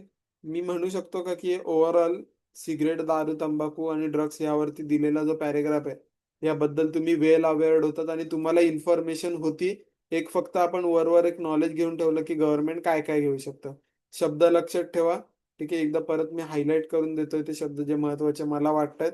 सगळ्यात पहिल्यांदा कम्प्लीट बॅन असू शकतो. परसुएशन होऊ शकतं कशासाठी, तर निगेटिव्ह ऍडव्हर्टिजमेंट करून. त्याच्यानंतर लेजिस्लेशन हा शब्द तर परत परत येतोय, नीट लक्षात ठेवा. त्यानंतर स्ट्रिक्ट रेग्युलेशन आणू शकतो. ठीक आहे. आणि लिमिट ऍक्सेस लिमिट करू शकतो. रेग्युलेटरी कंट्रोल आणू शकतो की बाबा शाळाच्या बाहेर वगैरे किंवा काही सर्टन काळामध्ये विकायचं नाही. इम्पोजिंग अनयुज्युअली हाय टॅक्सेस हा पॉईंट तर तुम्हाला माहिती आहे. आणि फिक्स मिनिमम प्राइस. ठीक आहे. मिनिमम प्राइस टाका की ज्याच्या खाली विकू नाही शकत. ठीक आहे. हे पॉईंट आहेत, लक्षात ठेवा आणि लक्षात राहतील असं पण मला वाटतं, काही जाम कठीण नाहीये. ठीक आहे. पुढे बघा. The effect of stringent regulation such as total ban is seldom realized in form of complete elimination of demerit goods. Conversely, such goods are secretly driven underground and traded in hidden market. Total ban जरी स्ट्रिंजंट म्हणजे एकदम कठीण regulation, total ban जरी टाकला, गुजरातमध्ये दारू बंदी आहे, याचा अर्थ असं नाही की गुजरातमध्ये कोण दारू पित नाही. ठीक आहे. अंडरग्राऊंड किंवा आपण बोलू शकतो की हिडन मार्केट मधून आपण बोलतो ना की 2 नंबरच्या धंद्यांमधून हे सगळं चालू असतं. ठीक आहे. त्यामुळे किती काय गव्हर्नमेंटने केलं डेमेरेट गुडसाठी, तरी ते पॉसिबल होत नाही. काही ना काही सिक्रेटली ते चालूच असतं. ठीक आहे. महाराष्ट्रात जरी दारूबंदी केली तरी मला वाटत नाही महाराष्ट्रातली लोक ऐकतील. ठीक आहे. जे आहे तसं चालूच राहील. एक लास्टचा आजचा टॉपिक बघू, government intervention in case of public goods वाला, ज्यामध्ये परत सेम सेम येणार गव्हर्नमेंट काय काय करते पब्लिक गुड्स साठी. सगळ्यात पहिले direct provision of public good by government can help overcome the free rider problem which lead to market failure. Public good साठी ज्या वेळेला गव्हर्नमेंट येते ना, त्यावेळेला सगळ्यात पहिले काय होतं, तर फ्री रायडर प्रॉब्लेम जो सगळ्यात मोठा प्रॉब्लेम आहे हा सगळ्यात पहिले निघून जातो. The most important public goods like defence, establishment and maintenance of legal system, fire protection, disease prevention etcetera are invariably provided by government. Government काय करते, एक स्पेसिफिक ग्रुपला देण्याऐवजी किंवा स्पेसिफिक एरियामध्ये देण्याऐवजी आहे ना, ओव्हरऑल ओव्हरऑल आपण बोलू शकतो की डायव्हर्ट केले जातं किंवा इनव्हेरिएबली प्रोव्हाइड केलं जातं, तर की जेणेकरून जे फ्री रायडिंगचे प्रॉब्लेम आहेत ते व्हायला नको. एक्सक्लुडेबल गुड्स जे असतात म्हणजे पर्सनल जे गुड्स असतात, तसे काही पब्लिक गुड्स पण असतात जे एक्सक्लुडेबल आहेत. जसे की park, university, museum etcetera provide केले जातात. And same can be finance through entry fees. आणि यावरती आपण बोलू शकतो की अति काहीतरी हे नको व्हायला, म्हणजे काय बोलू शकतो आपण, अति लोकांचा उपयोग नको व्हायला आणि परत मोठा काहीतरी प्रॉब्लेम तयार, फ्री रायडर प्रॉब्लेम तयार नको व्हायला, त्यासाठी फायनान्स केला जातो एंट्री फी मधून. म्हणजे 10 रुपये 20 रुपये काहीतरी एंट्री फी घेणार आणि सांगतात मगच एंट्री करा. म्हणजे जे गरजुल्ले असतात ना, जे आपण बोलतो आतमध्ये दारू पित बसतात किंवा सिगरेट फुकत बसतात किंवा गांजा मारत बसतात, ठीक आहे, जे स्टेशनवरती दिसतात ना, तशा लोकांची एंट्री रेस्ट्रिक्ट होते. इव्हन रेल्वे स्टेशनवरती पण बिना प्लॅटफॉर्म तिकीट जाणं आपण काय बोलतो अलाउड नाहीये. पण स्टील काही लोक तर प्रवासच करतात बिना प्लॅटफॉर्म याचा तिकीटचा. त्यामुळे काही मोठा इश्यू नाही होत. Government may grant licences to private firm to build a public good facility and charge fee from the user. Government काय करते माहितीये की स्वतःचं असलं ना, म्हणजे गव्हर्नमेंटचं असलं ना, की लोक ऐकणार नाही किंवा लोक गैरफायदा घेतात. मग त्याच्याऐवजी प्रायव्हेट फर्मला द्यायचं, लायसन्स द्यायचं आणि त्यांना सांगायची ही फॅसिलिटी तुम्ही बनवा आणि तुम्ही फी चार्ज करा, जेणेकरून लोक नीट वापरतील. समृद्धी महामार्ग हा त्यापैकी एक कोणता तरी आपण बोलू शकतो की एक्झाम्पल आहे. In such cases the government regulate the level of entry fee chargeable from public and keep strict watch on functioning of the licensee to guarantee equitable distribution of welfare. या केसेसमध्ये गव्हर्नमेंट रेग्युलेट करतं entry फीची level जी public कडून घेतली जाते आणि एक स्ट्रिक्ट वॉच ठेवला जातो की जो काय लायसन्सिंगचं दिलंय त्याचं फंक्शनिंग नीट होतंय का आणि इक्विटेबल डिस्ट्रीब्युशन होतंय की नाही. म्हणजे प्रायव्हेट फर्मला जरी लायसन्स दिला, ठीक आहे, तरी तो योग्य प्रमाणे वापरला जातोय की नाही. फी घेतली जाते प्रायव्हेट फर्म कडून, ती लिमिटमध्ये घेतली जाते का नाही, नाही तर मग ते गव्हर्नमेंट स्वतःच करेल ना जर जास्त फी करून द्यायचं असेल तर. ठीक आहे. कमी फी मध्ये करून घ्यायचं हे एक गव्हर्नमेंटचं काम असतं. Some public goods are provided by voluntary contribution and private donation by corporate entities and non government organization NGO. काही पब्लिक गुड असतात हे लोक स्वतःच्या पैशांमधून घेतात किंवा आपण बोलू शकतो की प्रायव्हेट डोनेशन मधून केलं जातं आणि एनजीओ पण बरेचसे आहेत ज्याच्यामधून हे पब्लिक गुड्स तयार केले जातात. Some goods are produce and consume as public goods and services despite the fact that they can be produce or consume as private. काही गुड्स प्रायव्हेट गुड्स म्हणून पण वापरले जाऊ शकतात. पण लोक काय म्हणतात, जाऊ दे कशाला, लोक म्हणजे घराच्या बाजूला कशाला कंपल्सरी गार्डन पाहिजे, एवढा मोठा कचराही तलाव तर आहे. ठीक आहे, मग प्रायव्हेटली गार्डन वापरण्यापेक्षा आम्ही पब्लिकचं वापरू असं त्यांचं म्हणणं. This is because left to the market and profit motive these may prove dangerous to the society. Example, scientific approval of drugs, production of strategic products such as atomic energy, provision of security at airport, etc. ठीक आहे. हे privately होऊ शकतं पण गव्हर्नमेंटला दिलं जातं आणि ते ऍक्च्युअल मध्ये बरं पण आहे की प्रॉफिट मोटिव्ह कमी येतो. ठीक आहे, पण प्रॉब्लेम कसा होतो ज्या वेळेला गव्हर्नमेंटला दिलं जातं ना, तुम्हालाही माहिती आहे मलाही माहिती आहे की ऍक्च्युअल मध्ये गव्हर्नमेंटचं जी सिक्युरिटी आहे, ठीक आहे, मी नॅशनल डिफेन्स नाही म्हणत आहे, मी साधी लो लेवलची होमगार्ड वगैरे वाली सिक्युरिटी म्हणतोय. होमगार्ड किंवा पोलीसवाली ही जी सिक्युरिटी आहे ती किती इफेक्टिव्ह आहे. इकडे कुठेतरी म्हणजे लोक फायद्याचा विचार करतात, फक्त पगाराचा विचार करतात. ठीक आहे, बाकीच्या गोष्टींचा विचार करत नाही. ठीक आहे, ऍज सच मी म्हणेल एवढं पण काही इम्पॉर्टंट नव्हतं. सगळं जे आज काही शिकलोय अशा गोष्टी आहेत की जे तुम्ही स्वतःहून करू शकता परत एकदा रीड करून. ठीक आहे, म्हणजे फार काही एक्झाम्पल वगैरे नव्हते. नॉन मार्केट प्राइसिंग वगैरे पुढे आहे, ते मी एक्सटर्नलिटी सोबत घेऊन टाकेल. ठीक आहे, वेगळा पॉईंट तो पूर्णपणे. म्हणजे आता मी म्हणेल की फक्त एक्सटर्नलिटी आणि नॉन मार्केट प्राइसिंग राहिलंय. याचा पण व्हिडिओ मी तुम्हाला देईल एक दिवसामध्ये. ठीक आहे, तो पण बघा. म्हणजे आपलं नेक्स्ट लेक्चर जे असेल ते डायरेक्ट अकाउंट्स असेल. इकॉनॉमिक्सचा आपला हा सुद्धा युनिट संपलेला असेल. बाकी राहील ते म्हणजे तुमच्या रिव्हिजन नंतर एकदा करायची असेल ती काय म्हणतो आपण त्याला एमसीक्यू सॉल्व्हिंग वाली प्रॅक्टिस. ठीक आहे, ते पण आपण लवकरच एक साथ घेऊ. तोपर्यंत लेक्चर तुम्हाला पाहिजे तेवढ्या वेळा बघा, मी युट्यूबला अपलोड करून ठेवतोय, लिंक वगैरे तुम्हाला मिळेल. Okay, bye bye. लेक्चर आजचं मी इथे एंड करतोय. काही डाऊट असतील तर मला तुम्ही व्हॉट्सअप डायरेक्ट करू शकता.